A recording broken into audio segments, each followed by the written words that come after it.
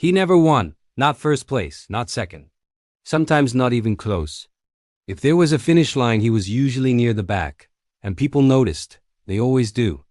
At school, his name was never called last because he wasn't important enough for that. He was the kid everyone expected to lose. The one teachers encouraged with quiet smiles. The one teammates patted on the back and said, "Good effort." Good effort. Those words followed him everywhere. He tried everything. Sports, competitions, tryouts. Every time he told himself, maybe this is the one. And every time the result was the same, someone else stood on the podium. Someone else lifted the trophy. Someone else heard applause. He stood off to the side, clapping for people who kept winning. At first, he told himself it didn't matter, but it did. It mattered when people stopped expecting him to succeed. It mattered when they stopped asking if he won. It mattered when he started expecting less from himself. That was the hardest part. He started thinking winning was proof. Proof that you mattered. Proof that you were talented. Proof that your effort meant something. After another loss, he sat alone, no phone, no noise. Just his thoughts. He replayed every failure in his head. Every finish line he crossed too late. Every moment he wasn't enough. And for the first time, he asked a dangerous question. Why do I keep trying? The answer didn't come right away. But something else did. A memory.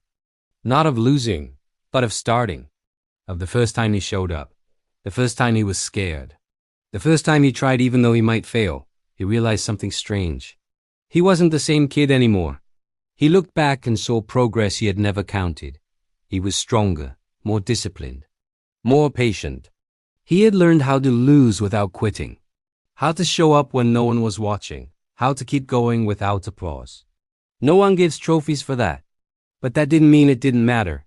The next time he competed, he still didn't win. But something was different.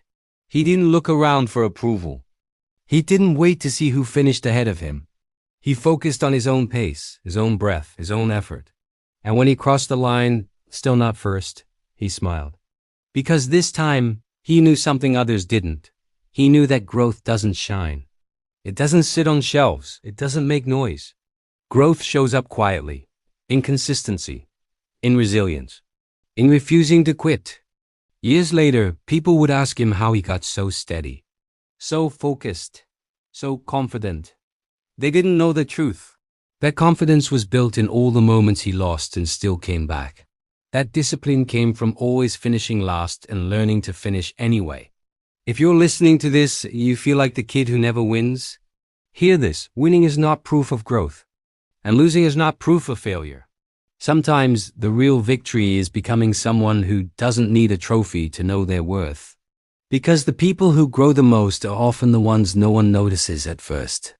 And that voice inside you, the one that tells you to keep going, that voice knows the truth. Thanks for listening. If this story resonated with you, consider subscribing for more stories to help you believe in yourself.